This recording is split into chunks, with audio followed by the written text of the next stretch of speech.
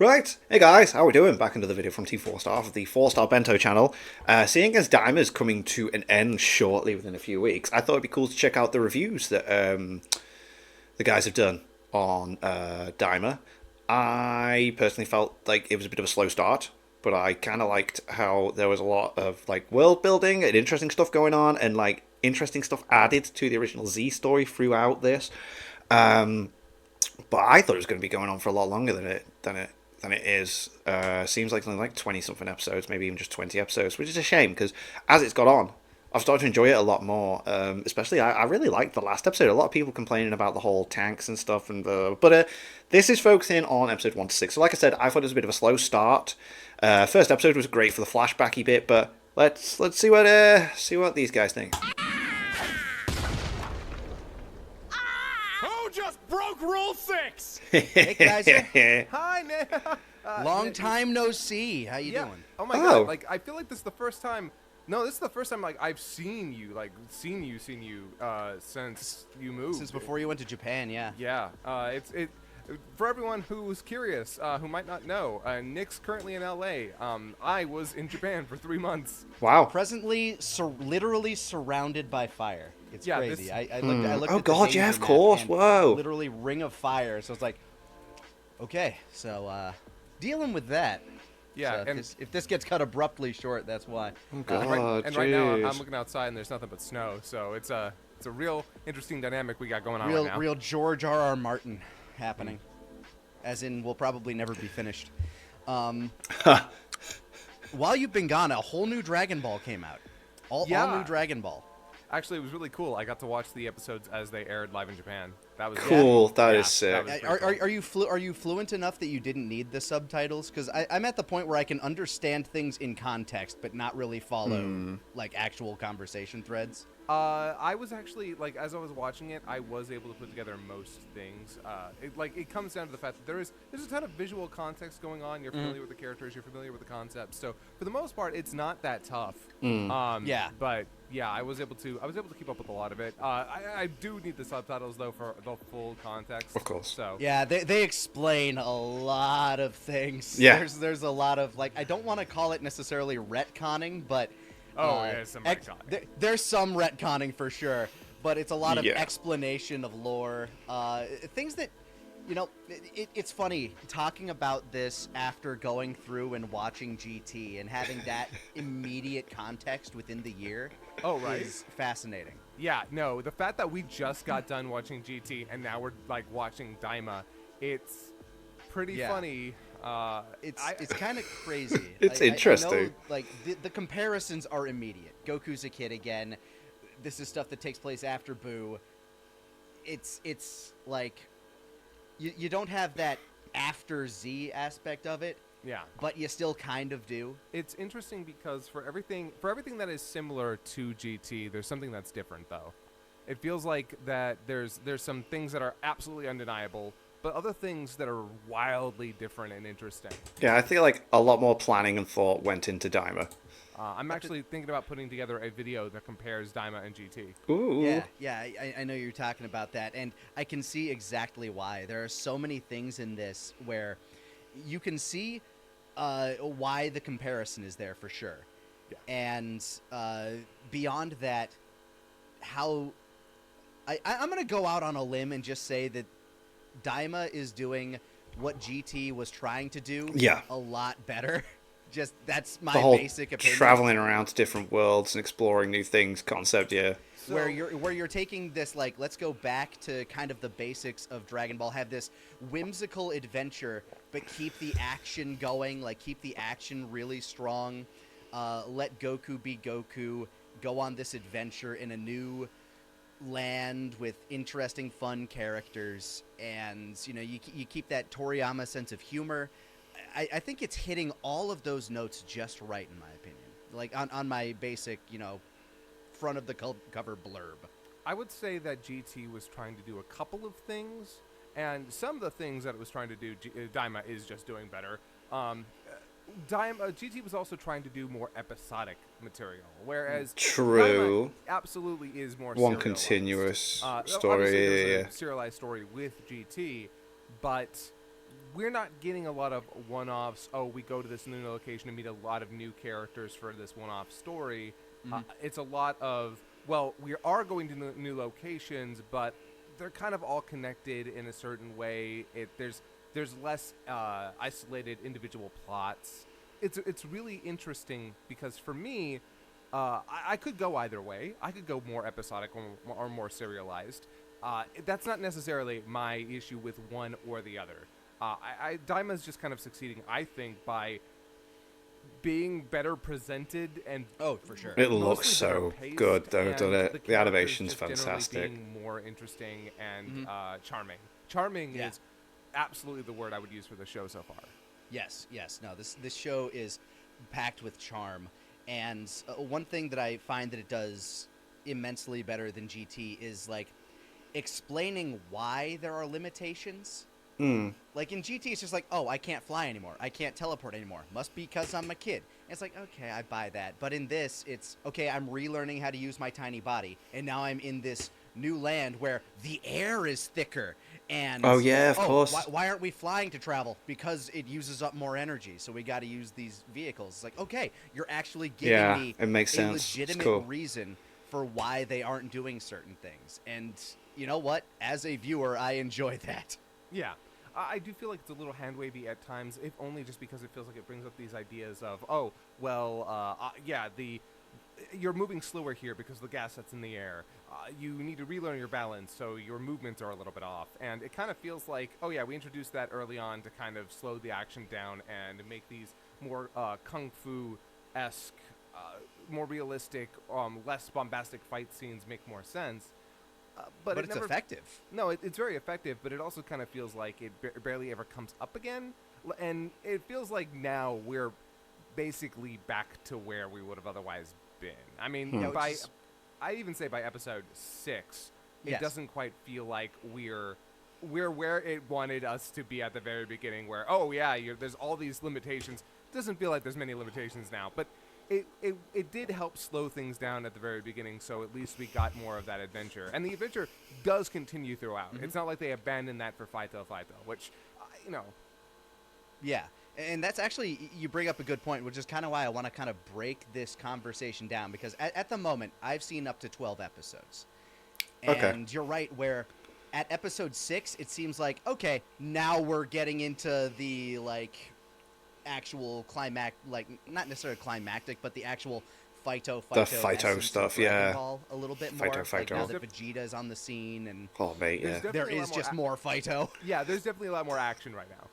So I wanted to talk about like the first 6 episodes where we're getting kind of introduced to this stuff, and then in like a separate video we can like break down the next one, and then or the next 6, and then I don't know if we want to talk about like episode by episode beyond that, because at this point we're essentially caught up. I think a new episode dropped today. Yeah. But I haven't actually seen that one. So I'm up to date. As of recording this, there's 15 episodes. Is it every so potentially another one? But yeah, I'm up to episode 15 at the time we're recording this. Yeah, like I've been watching the Netflix I liked it because look, I love you, Crunchyroll. Your player is ass on my smart TV app. So, if I remember correctly, I think the first episode, or at least the dub premiered, and I actually do want to give that a watch. I am interested. I'm intrigued by the in dub. Hearing Nadolny as Goku again. Yeah. While I'll never say that I think she was the perfect choice for dub Goku, I have grown a fondness for her voice for Goku. So much more than her Gohan. I will never. Oh yeah. She's a way better Goku. She pulls off that like hickish, like sort of wild boy way better than she does refined young man. Yeah, it's kind of night and day for me. You could play the exact same voice and tone side by side, and if you told me, well, that one's Goku, I'd be like, that's awesome. I hear it for Gohan. I hate it. So I mean, it became kind of an internal meme between you, Taka, and I when we were watching through the dub to, like, write DBZA, where he'd just say, dang it, it was just like Bobby Hill. Yeah, no, it's Bobby Hill, and that's just not dang it. People will shit talk Colleen Clinkenbeard, and frankly, I like her Gohan. I like her Gohan. I still think I think personally, what I'll do is got the perfect Gohan. I think I'll wait until it finishes. Last episode comes out, and then rewatch it dubbed, because why not? Pond voice, but if you Oh, mate, and I didn't realise 1st of March cinemas are showing Resurrection F. No, sorry, Battle of Gods. But like an extended cut, there's like extra 20 minutes added in or something like that.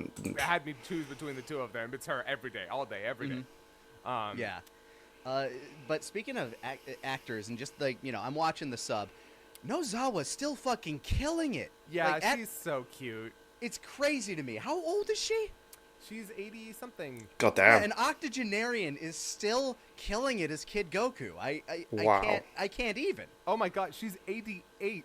80. Yeah. Whoa. She's almost a She's nearly nonagenarian. 90. Nani the fuck? Like, she's Yeah. still killing it as Kid Goku. That's sick. And Respect. So it's so fascinating to me because I don't think anyone was prepared for what they did. In the first episode, speaking of casting, everyone's the same. Everyone's who they're supposed to be, minus some recast that happened Yeah. because rest in peace. A couple of actors Right. died in the interim. Hiromitsudo, we still miss you. Daisuke Gori. Yeah. So Cool. many. So majority were the same But, voice actors. No one. I don't think anyone was prepared for the full recast Yeah. minus Nozawa. Like I was listening. I'm like, wait a second. Mini Vegeta is not Ryo Horikawa, and I don't know if that's Toshio Furukawa as Piccolo. And as it turns out, yeah, they recast everyone. So they And had- The interesting thing is, Wow. So they had the don't- original. They had the first voice actors for the bit when they're adults, and then when they get sound exactly like children. They just sound like No. younger versions of the characters. Yeah, it was a little off in my ear hearing Vegeta, and I'm like, huh, what's up with that? Because he still sounds like Horikawa to me, like my blind He's- ass here. Yeah, no, his delivery is very on point. There's a rumor going around that this is a test cast for if they need to recast any of these actors. oh, Which, let's be honest, they will eventually if Have they want to to. keep this franchise going. Which I don't know if Huh. I don't know. There's something about art outliving the artist that feels weird to me. Yeah, I guess there is that elephant in the room. I mean, This to be is- fair, there is an absolute humongous or whatever. People want Super back. People want the Moro arc, and then the Granola arc, and then whatever the Black Freezer arc, whenever that comes out, is going to be. Which I think it would be clever for them to do the Black Freezer arc after Daima ends, just to keep stuff going. The first and perhaps last Dragon Ball thing from Akira Toriyama since his death. There was a rumor that there's something else that he worked on for Dragon Ball. It's just a rumor. I don't know much about it. But as far as we know, as far as has been said publicly, this is the last thing that he worked on in terms of writing at a large scale. And so that's ooh, yeah. I am watching the show with that in mind has definitely changed the context and how I've been doing it. And also that opening theme song is like, I don't know if you know this. You may have heard about this or may have seen it on Twitter or something. The lyrics in the song actually drop Akira Toriyama's name. Oh, really? Yeah, by with Akira Menai, and then another word that has Tori in it. Oh, okay. Yeah, no, it drops his name throughout, and the best part is if you're watching the opening, which this isn't on Crunchyroll, so this sort of sucks. Oh. If you're watching it on like Japanese television, all the anime has little subtitles at the very bottom, and in the subtitles, those parts are just in like Arabic, Bolded. well, no, they're in. I'm gonna say English letters. That's not exactly Okay. right. Oh, they're yeah, romanized. And so you Toriyama, just see right. Akira and Tori, and it's like, oh shit. Oh. That means It's a nice little detail. Also, like going into that song slaps. I Yeah. really like that song. It gets you like it kind Yeah, of. Toriyama Mark did a really good video on the intro for Daima and everything that went into the creation of Gets it. you in the mood for. Like, I think it's the perfect song for this show. It's playful. It's upbeat.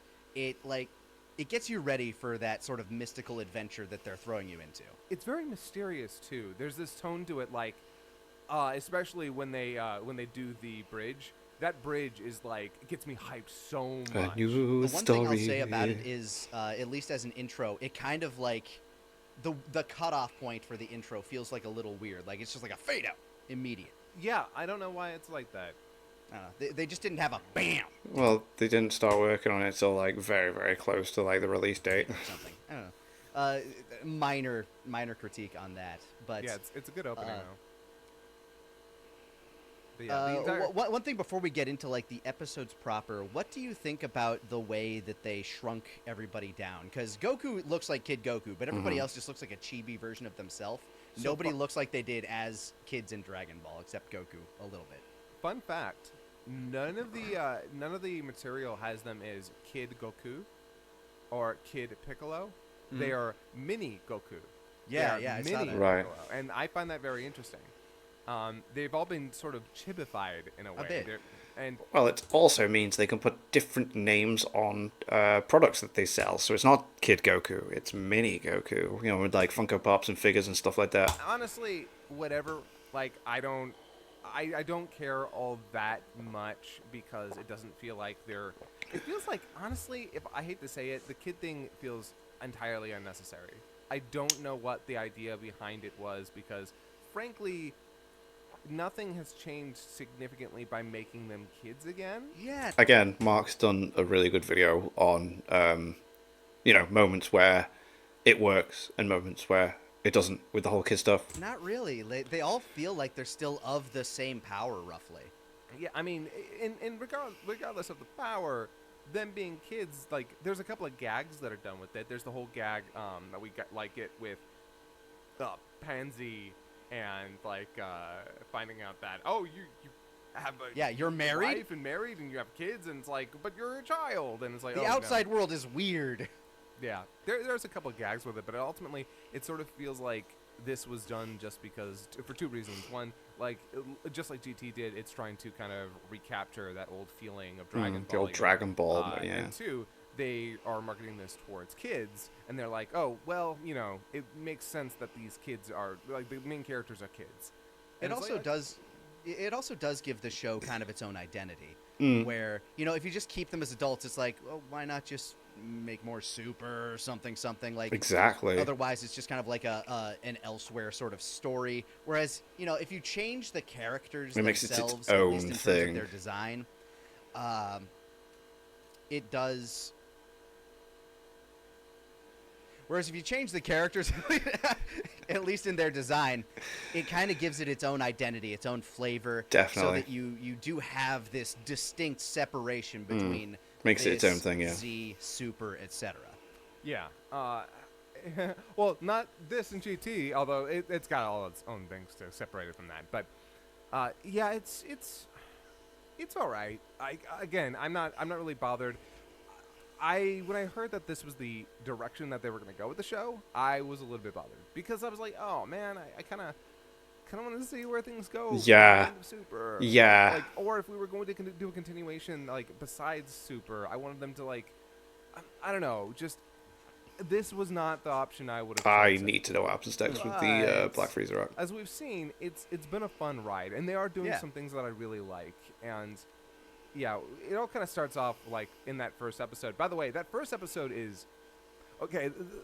This first episode is kind of indicative of one big problem I have with the show, one undeniable problem I have with the show, and that is its pacing. You Yeah. might not have been so bothered by this because you binged it, and honestly, Yes. this feels like it was a show that was made to be binged. This feels like a Netflix show and derogatory, because oh man, that first episode is rough. Rough in that, while it starts off so interesting and cool, The like, rewatching flashback all and this stuff, very yeah. specifically from the Boo Saga, by the way. Yeah, Like, they- reanimated. yeah, they basically Which was so sick, reanimated yeah. the goddamn Boo Saga, which I find interesting because It looks beautiful. It looks well, fantastic. yeah, it looks gorgeous, but also like the Boo Saga is like one of the least popular sagas of Z, right? Like the anime specifically, and so it's interesting to see that kind of get put up front and center. Yeah. You see why, because it's a huge part of the plot moving forward.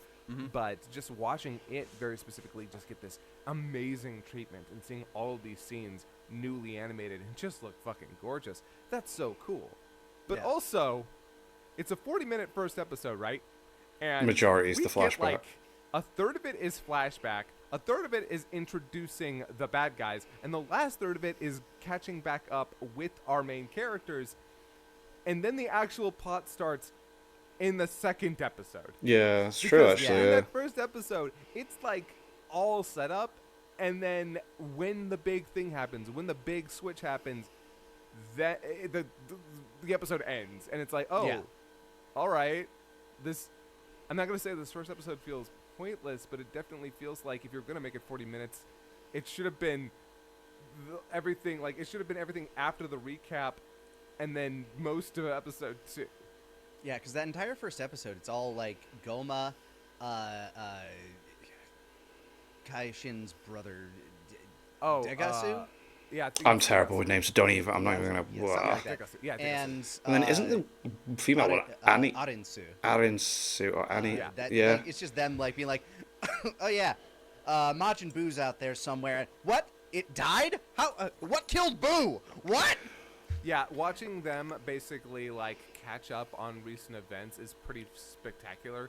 Oh and shit! also- The Demon King's dead. What happened? Yeah. Oh, he was messing with Buu. Wait, something killed that? Yeah, I know, right? It's a pretty great setup. I Yeah. kind of like it. Also a lot of lore drops that we get. Loads. Also, I genuinely, it is amazing to me how much Toriyama's DNA is on these villains. Mhm. Like when it comes to say Super, where a lot of the villains, I mean, gosh, we only get one villain in all of Super. Actually, now that I think about it, like because everybody Yeah. else just kind of feels like more neutral. Here, it's like okay, these are the bad guys, and they're basically Pilaf 2.0 in a way. Yeah. Pilaf, but like with that, like if you gave Pilaf magic, like it. Yeah, definitely. He definitely has more of a command over like his minions. Like it's not as a comedic feel. But yeah, you could definitely throw that comparison in. Like yeah, Combined Pilaf with Babidi, essentially. yeah. He's funny. He's adorable. I will say, so far, and this I don't want to jump too far ahead. It definitely feels like he's kind of the weakest part of the cast in terms of what he's actually involved in. But I like Yeah, that. I'm interested to see when he actually becomes involved in the actual plot, what's going to happen, because they dropped this thing early on where he's like, well, hold on, I need to deal with these guys because they're really strong. They could be a threat here.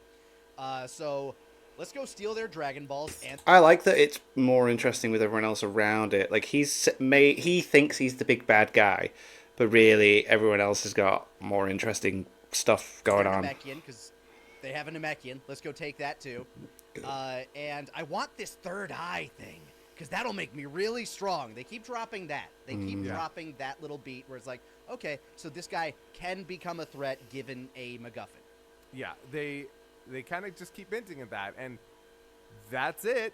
And I think there's something that happens. I won't in say this anything in episode, case and we people are just haven't watching this seen for the that first 6 one, episodes. Yeah, But- we're only up to episode 12. Yeah, but like in 12 episodes, he does one important thing and then kind of just nothing. And it's not so bad because there's other stuff going on. It's not like the rest of the plot is being kept up by him. Yeah. It's just also like, hey, you're kind of like the big bad here, and it feels like he's kind of a background character right now. He's kind of the big bad. The show Well- kind of presents Arinsu as like Yeah, the actual she's threat, definitely the 'cause one. She's the one that's kind of conniving, like a conniving Kai witch, essentially. From moment one, by the way, I loved Arinsu. Yeah, she's sick. I I adore her. I am enjoying this Dragon Ball waifu renaissance we've been getting over the past decade. Right?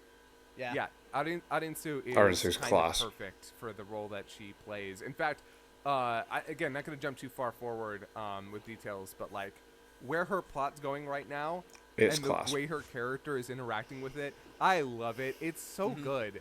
And it really goes to show you kind of like the difference that Toriyama feel where there's just this way the characters interact that always kind of feels just a little aloof, just a little like there's just this je ne sais quoi, and it's Like nothing is, everything sacred isn't sacred. Like Yeah. is basically how it's treated. It's like, oh yeah, we got Dragon Balls, and here's our goofy old Namekian who knows everything. Like he's the eldest of all Namekians. He's the only one in Demon Realm. He knows how to reactivate inert Dragon Yeah, Balls. yeah, And which is like, whoa. he can break the rules, do his shit. Yeah, so and like that was so fascinating because in the first couple of episodes, we're basically told, oh yeah, by the way, the Namekians, they actually demons. Which Yeah, they're from the I'm Demon all Realm. about, Yeah. by the way. Yeah. So, yeah. I'm 100% about like, oh hey, we want to make Piccolo Daimao still the demon, which honestly you could have done that anyway. I think even an alien can have demons. That doesn't make sense that you can't have demon aliens, right? And this kind of does that too, because this is basically like, well, it's another planet from another dimension, right? So, yeah, he's basically still an alien. What's really the difference? Yeah. Yeah, but like, oh yeah, they're just a race of demons. Oh, okay. But They're from the demon world. They all got them pointy ears. Pointy But the ears. interesting thing is, demon here isn't necessarily a bad thing. It's sort of a Just neutral term. where you're and from. I like that. I like the idea of. 'Cause I don't know if you ever saw Sandland. Did you ever see Sandland? No. Okay. Yo. Watch the first half of Sandland and the second half of Sandland. It's still good, but like. Watch both Because the first half's the manga, isn't it? And then it just like carried on with something else. halves. Yeah, watch both halves, but the first half is really where it's at because that was the one that's based off of the manga that Toriyama wrote, and the second half is kind of like new stuff that he just kind of gave some bits to. But this entire show feels very reminiscent of Sandland, where it's involving the demon world, a demon king, the son of the demon king. Oh, going yeah, on of an course, yeah. adventure. That obviously inspired this, and the feel is almost one-to-one in places, and I love it because I loved Sandland, and I love this. The manga's good. I've this whole recently race read of it. Demons and It's these fantastic. other creatures and this other hierarchy and this whole other world that just kind of operates on its own rules, and that's so cool. Right. And yeah, it's been really neat just to kind of get introduced to that slowly and just kind of like have it change things that were kind of previously established. Again, it's sort of a retcon that takes the retcon back, like by making them demons. I find that so neat. Yeah, no, I do like that aspect of it, where it's like, okay, yeah, we all came from this different realm. It's just the demon world. That's where, Deborah was king.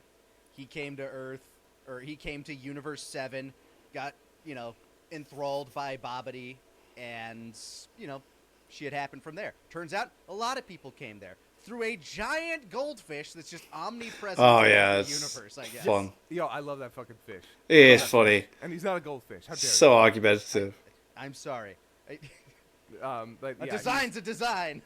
So, one other thing I want to note: the CG in this show is really good. Yeah, it's classic. It's sometimes really obvious, but it's still good. It works, and man. That's oh my god!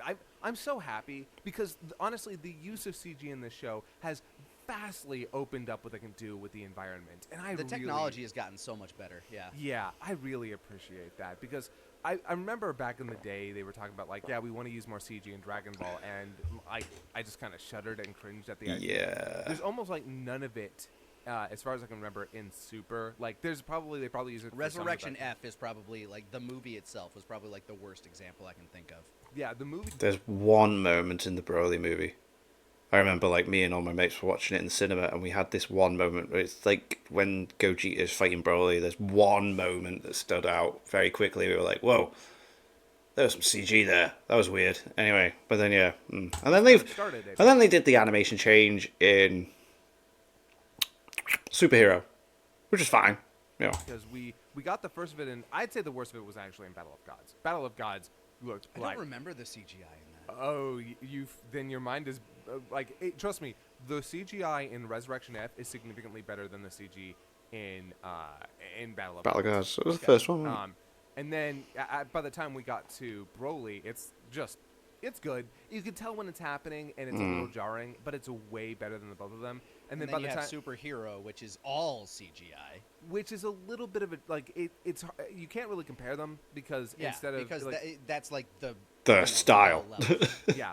That being said, though, the CG in Superhero is good. So, but yeah, here, great. It's opened up the environments a lot. It helps give a scale to things, and I really like that. And also, you're getting some really cool visual effects around like certain characters, just that the CG is helping to supplement. I really appreciate that. In fact, the compositing in general so much better than Super. Like all of the special glowy stuff that they're doing for Yeah, the it looks effects, class. the attacks and stuff. Nothing is blocking the action, and that means so much after all the garbage we got in Super. Yeah.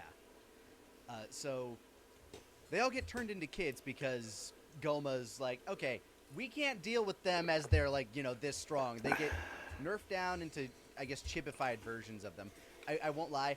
Part of me did kind of want to see like chubby-cheeked little Piccolo that we got in Dragon Ball. Yeah. But I'll live. I'll live with just tiny Piccolo. Mini Piccolo. They have some fun gags. One of which that I was kind of amused by was in the back of my head I'm like, he just turned every one of them into kids. What if, because like the thought came into my head, it's like, okay, all of them were just turned into babies. What's gonna happen to Boo? No, Boo's just a chibi version of Fat Boo. I thought for a second, I was like, oh god, they brought back Kid Boo. Oh No. yeah, imagine. That's actually kind of a funny idea. Although, Yeah. oh man, little Boo. I'm a little bit sad. He's only actually. in one shot, but he's adorable in it. I know, right? And I'm a little bit sad that we got all these mini versions of the characters, right?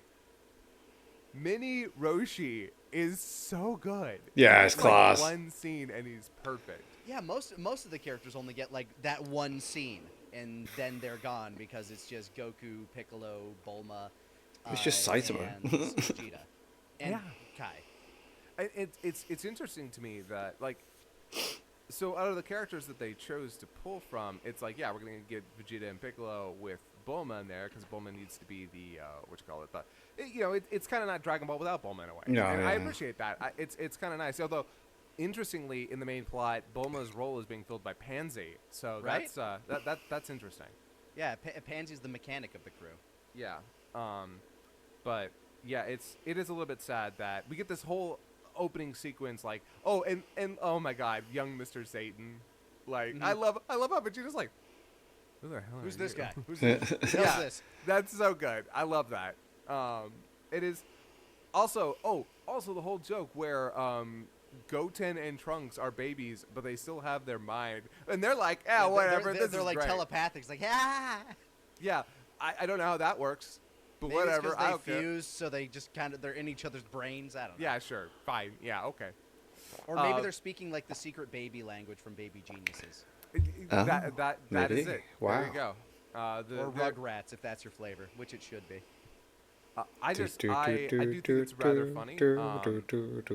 And like all of it is very cute, and I'm just a little bit sad that we're probably not going to get any more scenes with the rest of them, unless we get like this The last scene where we episode cut or back something? to Earth, which I don't think that's probably going to happen. I don't know why they do that unless they wanted to do like a slice of life something. I mean, they left Kibito behind, so. Yeah, little Kibito is back. I love how little Kibito still looks old. Yeah. He's just always been old. He came off the tree that way. Right. Also, yeah. Oh, yeah, the man, trees. It's so interesting to watch them explore a bunch of stuff that Toriyama wrote. Hell for yeah. All of this lore. He wrote a bunch of stuff that only ever made it into like supplementary material, and now we're actually seeing it expressed on the page, and I think that's really interesting. So they all got turned into kids. Like everybody involved in, I guess, Boo's defeat, or like, everybody who's strong. Do you think 17's out there somewhere still normal aged, or do you think he just like randomly became a toddler? That's actually a really interesting question. Hmm. I don't know if I've actually thought too much about that. I don't think the show's gonna pay it any mind, but it's Probably just a fun not. little thing. Were Tien and Chaozu there? Would Chaozu have changed at all? I don't. Oh, Actually, I forget. Was 18 there? She was there with Krillin. because you would have thought Wasn't she? so. I can't remember. I'm gonna say probably. Did we get mini Android 18? Did that happen? I don't know. Ca- Yeah. We'll probably be cutting to like footage and shit. Yes. So. Okay. Yeah. Yeah, we it did did. happen. Oh yeah. I forgot. She looks so silly. I because she's got that like she's just tiny. She looks like a Peanuts character. Huh. Yeah, she does. Which, to be fair, most of the Dragon Ball characters did. So, It's true. just blocky body, big head. But yeah, it's Yeah, 17. You know what? I'm going to assume yes. Well, actually, no. Actually, 17 probably not, because I believe they chose very specifically the people that Only the people that were dealing with Boo. Yeah, so 17. Wasn't Oh my god, it'd be really funny. involved. 17 just drops by and then sees 18 like that and just totally confused what the hell's When going did you on. have another daughter? Yeah. exactly. Like, Marin? But yeah, so cool alien dude shows up, Glorio. Like, Yeah, he's like, hey, you gotta come to Demon World. We need you. Yeah, Yeah. just my space plane. you're needed. He definitely Glorio definitely feels like a Toriyama character in terms of like his design and his attitude. Like he's just this like no nonsense guy who's here to get the job done, and I kind Too of cool for school. Just I really liked his characterization and the way that he like we don't get too much of like what's going on with him in the first 6 episodes, but enough to make him really intriguing. I like the fact that Shin very quickly catches on to, hey, Yeah. there's more going on with this guy. he's than up we to think. something, and Goku's like, who cares? Right? Yeah, no, he's like, meh, like, Which is and- very Goku. Very. Yeah, something happens. Something happens. We'll deal with it. It's fine. It's fine. It's fine. I got this. Whatever. Scheming. I don't know. He'll be my friend by the end of this. I'm never. Everybody else always falls into Right? that Yeah, kind of line of thinking. Is a kind of funny running joke. Like What's weird is I find Glorio's name easier to remember than whatever the fuck Goku calls him. It's like He gets his name wrong every Glorio. time. Well, it's because the name is Glorio. So he's probably getting like tripped up on the Rori, like Gororio, and so he's probably like Gororio, like it's Gorillo. just yeah, Gorilla. Frank Grillo. Which I'm very curious to see what they do in the dub for that one. But yeah, it's Oh yeah. Huh. it's a funny enough running joke. I like I don't know. Gosh, I can't remember. So I remember all the way like everything that happened in the plot. What happens in those first 6 episodes exactly is a little tougher for me because in the first 6 episodes we don't even get to the first Tamagami fight. No, Tamagami. This is more like you're exploring Demon World. Like this is kind of like the actual like adventure side of it, where you're getting introduced to the world. Because Glorio shows up after Dende got kidnapped. Also, we see that Mr. Popo wears a turban because he's hiding little tiny horns, I guess. Which oh my god, biggest lore drop of baby the show. Popo. Yeah, sick.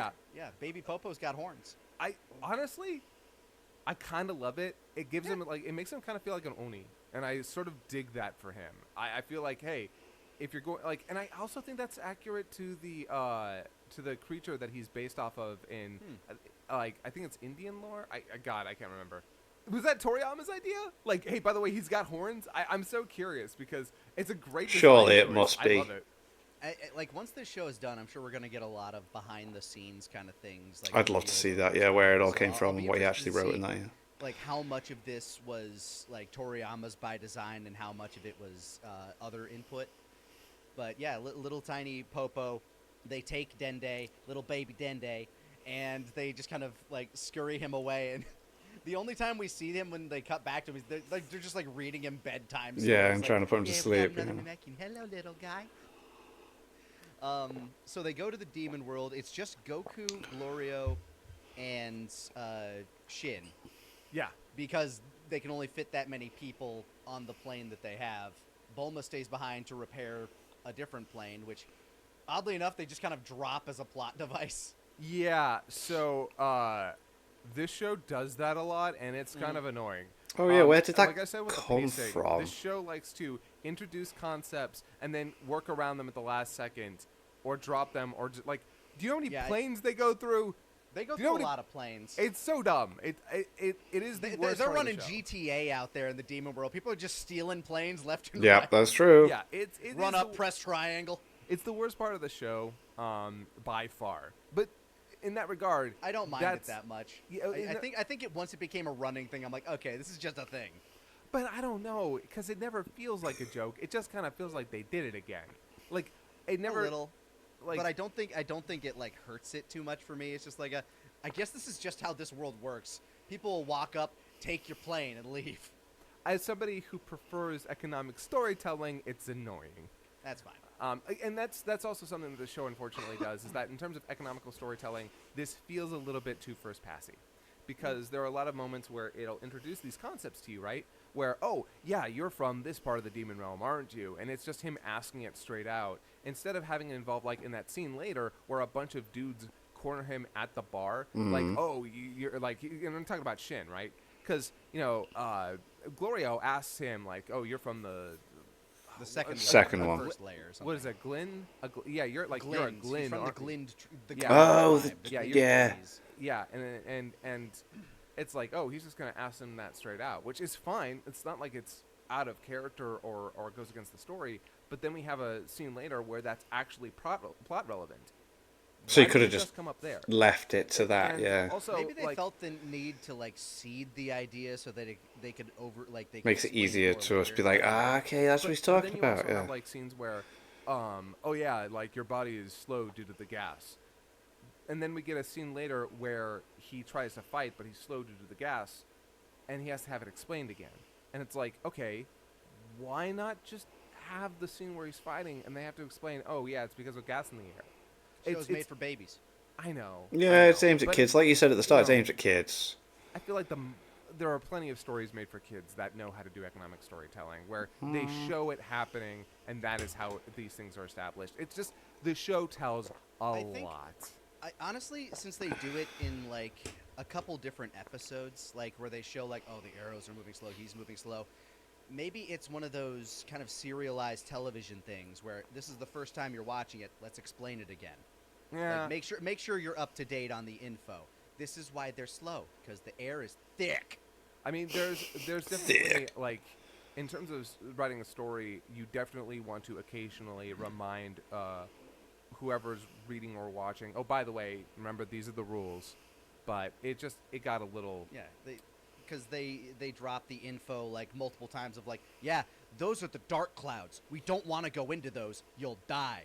They say that a lot, and then it, as of yet, has not come up. Still now, Yeah, actually. like, No, there was I one moment where it expected nearly to be happened. It's like, oh, but then, like, where yeah, they're now, flying over it and they're nothing, flying. yeah. It's like, oh man, I'm dropping down into the clouds, but that hasn't happened yet.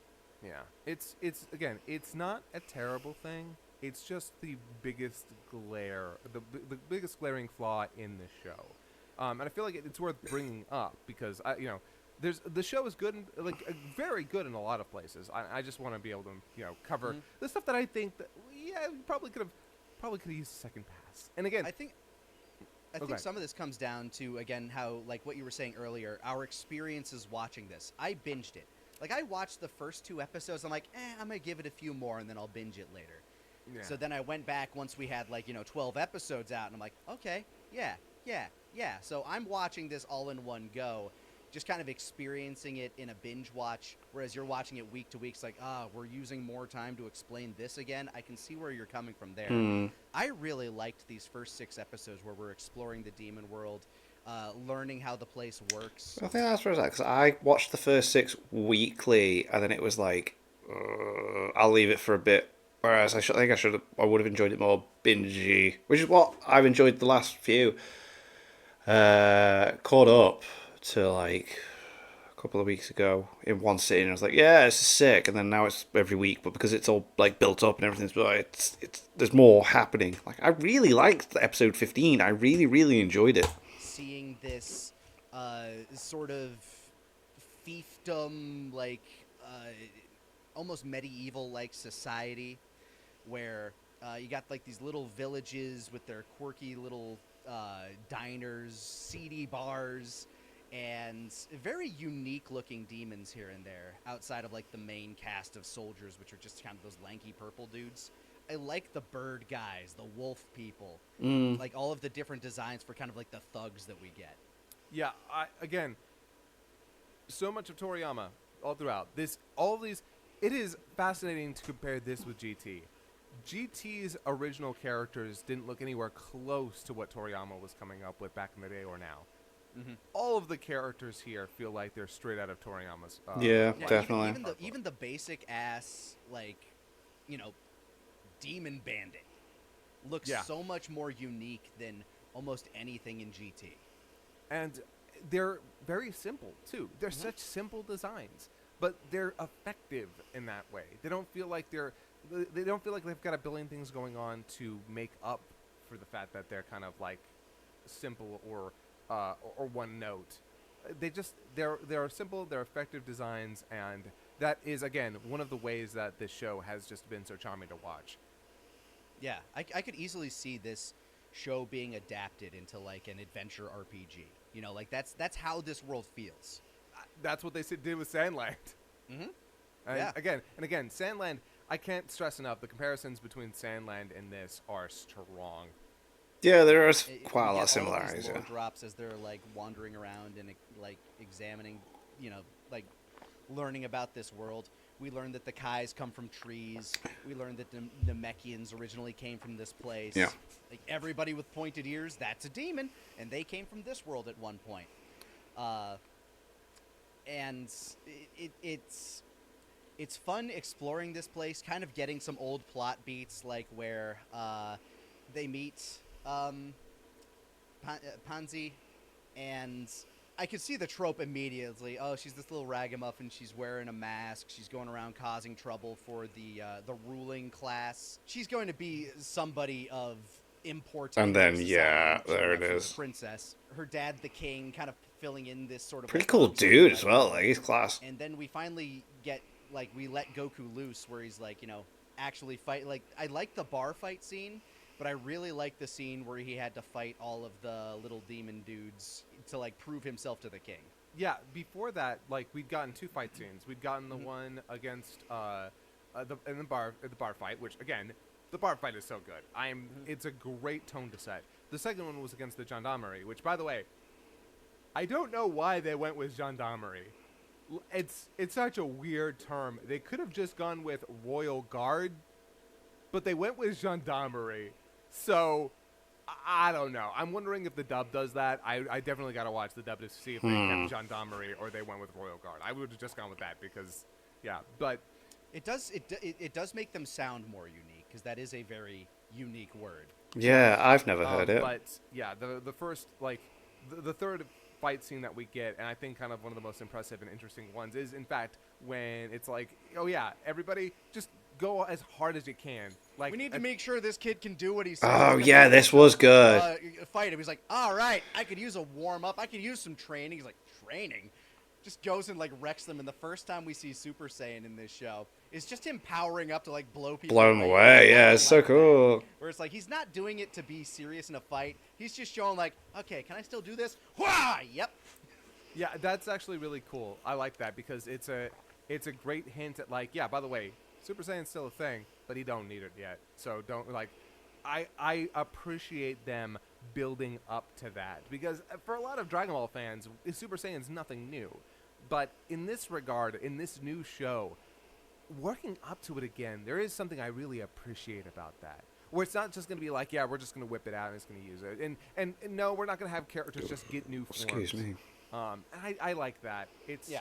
it's neat to see them how they're going about that. Mm-hmm. Like they still treat Super Saiyan like it's special, unlike GT, where like the first time we get Super Saiyan is when,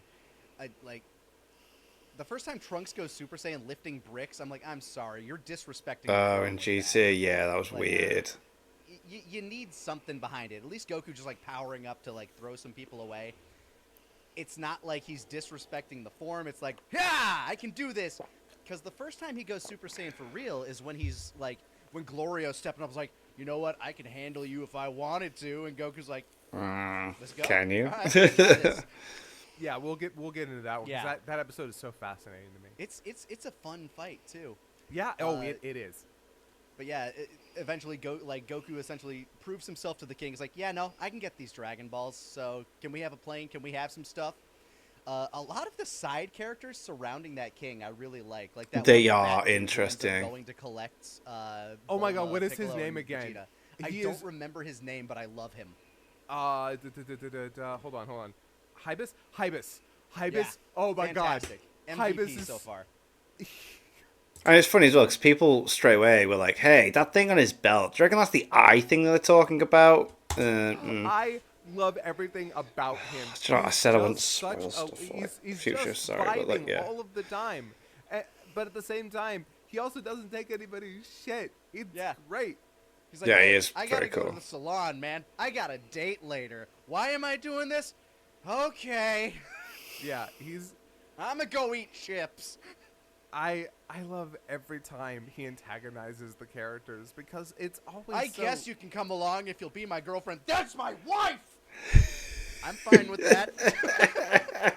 I loved that. I'm okay with that. I'm not!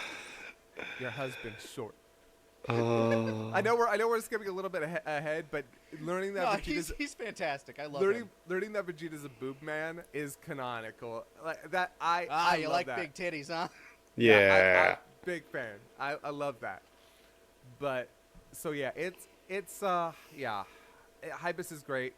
Pansy's interesting because I like her. There's nothing I dislike about Pansy. There was a part in early on where she started being kind of naggy that I was worried that she was going to be that throughout, but no, Yeah. she's actually fine as a character, and I actually kind of like the role she fills. She's not as naggy as Bulma. She's not as useless as Pan. Mm-hmm. But the problem we find there, for me, is that she does sort of feel like there's one moment in the show, maybe two, where she is a problem character, where one, her introduction, she needs to be saved, which is okay. I'm fine with that. It's a great setup. She's often in the situation where she needs to be protected, but And then the other time was when she packed too much into the plane.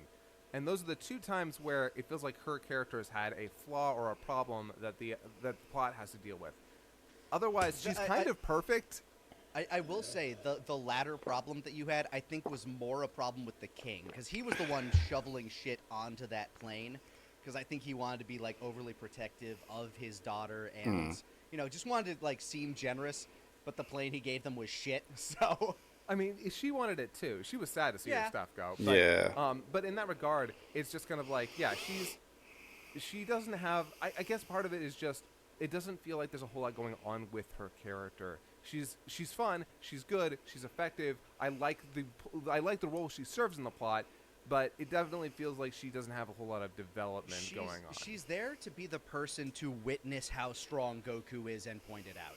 Yeah. Which kind of isn't necessary, but on the other hand, it's like there is a sort of charm to having that he's that strong character there, because Glorio can't be that, because he has to be the mysterious tough guy. Although Shin can't be that because he was already that.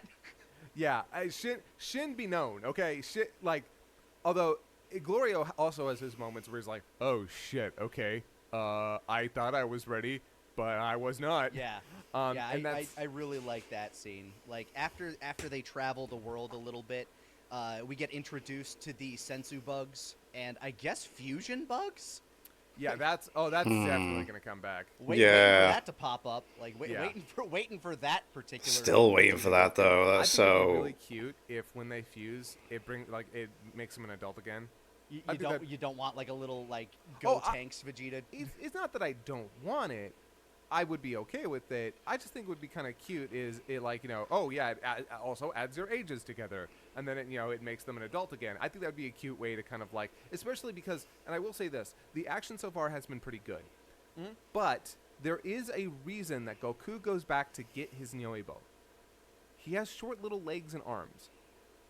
Toriyama very specifically aged Goku up because the more dynamic the action got, the harder it was to make that action work with a character with such stubby arms and legs. And we're seeing a little bit of that here and there. Again, like the big action scenes that we see later, they're struggling a little bit with the fisticuffs and the hands-to-hands.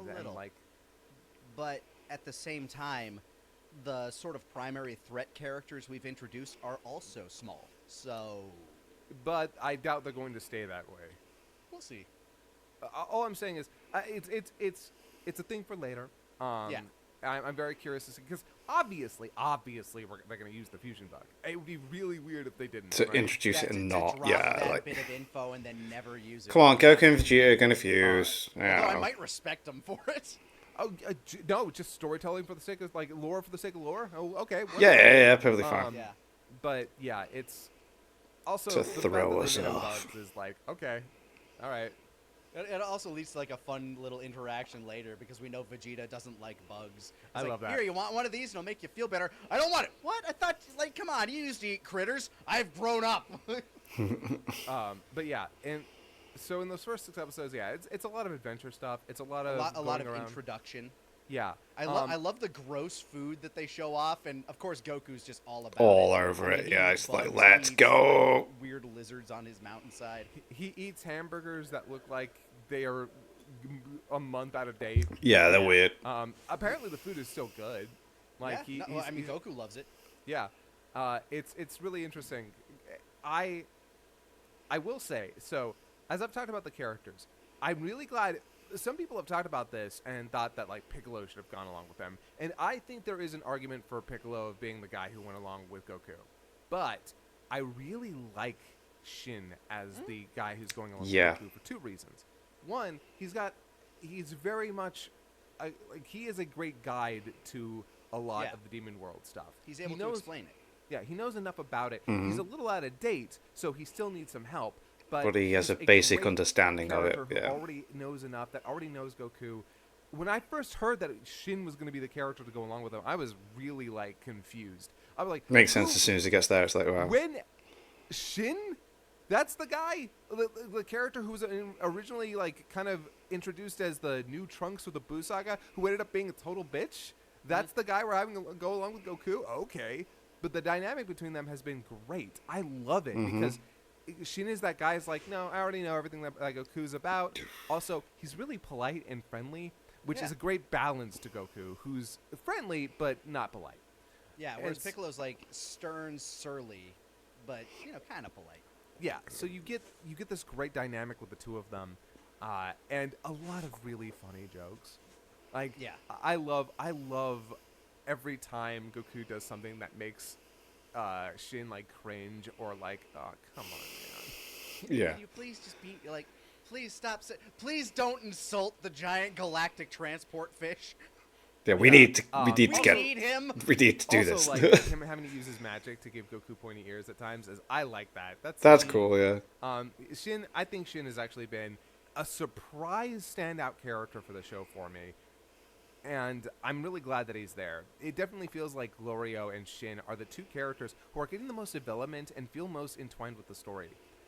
But in that regard, I will say Goku feels like he's the least. He's definitely a character He doesn't need it though. There's an argument to be made there, and I'm not going to say it's a bad thing. I am saying our ostensive main character definitely feels like he is a secondary character, and that's interesting because he's the guy who's pushing the plot forward by beating the bad guys, but he feels like a plot device right now, a little bit like he did in GT. Now, the writing for him's better here in terms of the jokes that he gets and the way he's characterized. Way bigger fan here than of him in GT. And I didn't even hate him in GT. Yeah. But he's more involved in the plot than he was at the early points of GT. Oh, yeah. And it doesn't feel like... I mean, okay, it does feel like a little bit like, hey, we need to move the plot forward, so Goku, get in there. But he's sort of set up to be that. Yes. Instead of in GT where it just kind of feels like, oh, okay, well, we're up against, like, the plot has now progressed to where we cannot move forward. Goku, get in there and Kamehameha. We're fighting the load-bearing boss. Goku, can you handle this one? Yeah. We need somebody to throw a Kamehameha at this thing. Yeah, here it's like, okay, we all know Goku is the guy to fight, but everybody else has established parts of the plot where they're also contributing. So it works. It's fine. It's just it is a little bit interesting to look at Goku and just kind of see that in terms of character, he is a little bit of the weakest out of the 4. But he's also like the most developed character among the cast. Yeah, and with Goku, you didn't have a whole lot of development you could do with the first place. You don't have to.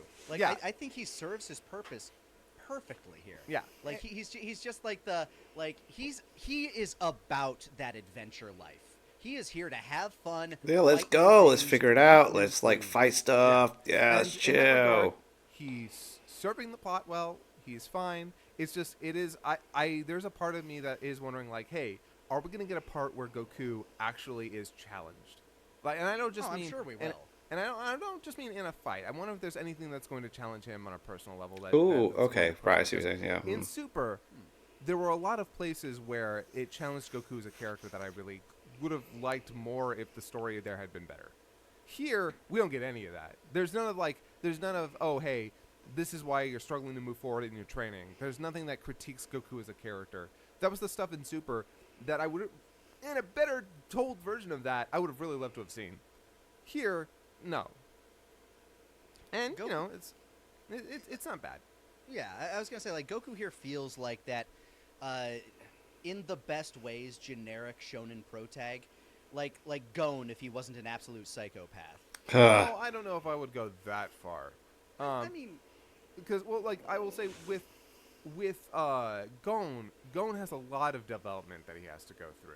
oh It's yes, just yes. Yeah. I mean, like that just like upbeat energy, that energy of, you know, I'm here for the fun of it. I like all of you guys. I want to fight you. Like, I'm not here to kill nobody. Unlike Kid Goku, who was all about that bloodshed. Well, yeah. Man.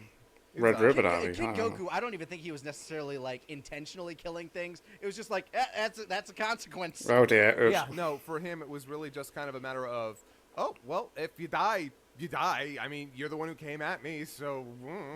But yeah, like early Hunter x Hunter Gon, where he's just like, you know, I'm here to have fun. Let's go do this stuff. Hey, you have a skateboard. Let's go have some fun. Let's be friends. Yeah. That's the kind of energy that he exudes, and I'm about that, because Goku knows that there's nothing here that's really a threat to him. He's here to, you know, collect Dende, save, like, you know, get the Dragon Balls, which I guess there are only 3 that they have in this world. Yeah. And there's this weird dude that's, like, you know, being their kind of shepherd, who's being quiet and mysterious this whole time, and Shin's just like, I don't know about this guy. And we learn in, I think, episode 6 that he's been talking to Arinsu this entire time, where, like, you know, they're Actually- collecting Dragon Balls for her. I love that. I can't remember when we find that out. That is the trouble of, like... the delineation of episodes. It's around episode 6, though. It's either there or directly after that we learn that she's talking to him, and you know, basically, like, he's in her pocket. But we finally get that stand down, that moment of, like, you know, they're camping out in a cave, and a big angry bull monster who's voiced by the same guy that voiced Yuppie in Hunter x Hunter. I recently rewatched Hunter x Hunter. Oh, so Fumihiko. that was, That's Fumihiko Tachiki. Cool. He's as also soon as I heard his voice, I'm like, Yuppie. Yeah, he's also the best character from Bleach. Oh wow, why am I forgetting his name all of a sudden? I haven't watched Bleach in forever, so. Well, yeah, but you know who I'm talking about. Big spiky hair Eye guy. patch guy, yeah. Eye patch, yeah, fucking. But how am I forgetting his name? Anyway, he's Kenpachi. There it is. Yeah, I got it at the same time. Yeah. So random. Sorry, stuff like that really makes me cool. Yeah, so the bull shows up. It's like, oh, you're in my territory. I'm going to eat you. Oh, Meanwhile, wow. Goku and Glorio are just, like, arguing. He's like, you want to take this outside? All right, let's take this outside. And Goku's like, all right, finally, I get to see what you're about. And Shin says the most unnecessary shit possible. It's like, Goku, I want to see how strong he is. It's like, Goku's like, yep. So do I. So it's interesting because it feels like it kind of comes out of nowhere. In a way, it sort of feels like, okay, we want another action scene here, and we kind of want to establish, like... It's been building a little. Just a little bit. Like, look, I'm not gonna say it's not bad. When I saw it happen, I'm like, oh, okay, so this is what they're doing. They want to give us a scene where we can see what Glorio can do, and I like that. I do. I appreciate. I like his lightning powers, his weird lightning whip. Yeah. So very interesting how in this universe, ki is not something that's understood. Yeah, which they point out a lot. It's like Goku's like, wait, how did you know that thing was there? Oh, he can sense its ki. What's ki? Yeah, that's neat, and also kind of gives different rules for rules that Goku doesn't have to follow, but rules that other characters have to, and that makes it for sort of an interesting dynamic. Yeah. I don't know if it's going to play much into the plot moving forward. It definitely sort of feels like it's just kind of there for like flavor right now. And I think it's a fun delineation between magic and martial arts magic. Yeah. With Glorio and his lightning stuff. By the way, again, this it really comes down to the the compositing here. The visual effect on the lightning is so cool. Yeah, it's It class. looks I really really liked it. and just everything that they do in that scene, like not only is it a cool action scene, I love how it escalates and how it ends. It's I don't know. It's cool. It works. I like that whole scene a lot because Glorio is like he knows his mission is to essentially like get the Dragon Balls from them. So there might be a point in this where he has to come to blows with Goku, and this is a way for him to kind of test out Goku. Yeah, and now he's like, whoa. And he realizes how out of his depth he is. Yeah, Goku's very like, much so. You know, they're fighting, and it looks like it's relatively even though Goku has the upper hand throughout this entire thing. He shows off his magic. Goku's like blocking it with the Noibo. And then Goku's like, okay, let's get serious now. Goes Super Saiyan. Super Saiyan, and ends it whoa. immediately. Yeah. Behind I the love back. that shot where Boom. He cracks him in the gut with this, like the power pole, and you just get that boom slam into a mountain, and Goku's just like behind him immediately, like you're done. Got you. Yeah. It's really great. And I also love that Bull character. Like, hit all of his jokes in that entire scene. It all works out. The fact that he gets totally sidelined immediately, and It's like just sound like I gotta go. it's really good. It's weird to me that he's in the opening, and then immediately after that episode, he gets replaced by a still of Pansy's family. yeah. And like it's mostly weird because you have all this beautiful animation where originally there was this beautiful animation of that bull, and then the replacement is a still frame. And it's like, oof, okay, that hit. It rings a little of the Tournament of Power opening when Boo got replaced by Frieza. Well, But, yeah, like- but at least the animation there was Yeah, good. at least there's still free animation. I don't know why they felt the need to replace him in the opening, especially because he's a good-looking Minotaur character too. Yeah, it's interesting. Like I didn't notice that. but- That's interesting. Yeah. Yeah. So those first 6 episodes. That's the they're- first 6 episodes, and we've been Nice. talking about this for about an hour now. So I do think this is a good cutoff point to Yeah. switch over because it does also kind of change pace from here. But what about you guys out there? How have you been enjoying Daima so far? We're going to talk about the next 6 episodes in the next It's video. fun. Maybe that'll be probably less than an hour, but still. I don't know. I feel like There's a lot to just talk about. Yeah, there's a lot to talk about in that second half. But yeah, I've really been enjoying the show so far. There are things I would have changed, some things I would have improved, but ultimately, I'm really curious to see where it's going to go. I like, as I said before, I sort of envy you being able to binge these because the pacing episode to episode has been a little tough. It's And I enjoyable guess I'll though. It's experience fun. experience that from this point forward, but we'll get to that later. Because Yep. for now, next 6 episodes, we're going to talk about that after I go to the bathroom. So that's this one. All right, see you next week, probably. I guess. Brought to you by Surfshark, maybe. I don't know, whatever. Oh, Factor. Yeah. Cool. Oh man, I love how they figured a way to keep doing videos like this after moving to different places. I know some of you left comments in previous stuff being like, "Oh, I don't know how it's going to work," but they made it work, and it's fun. I was thinking of doing this weekly, but I don't think I will because there's only like 5 weeks left, and I would like to have caught up with them. So I think I'll do this one today, and then I'll upload another one on Monday, then Friday, because I only do Monday, Wednesday, Fridays at the moment, and then. In fact, it would probably work if I just did Monday, Friday, because I'm trying to do 3 videos a day, Monday, Wednesday, Friday. If I just do Monday, Friday now, by that, yeah, should be all right. Cool. So, yeah, awesome. We figured it out. Hey, thanks for watching.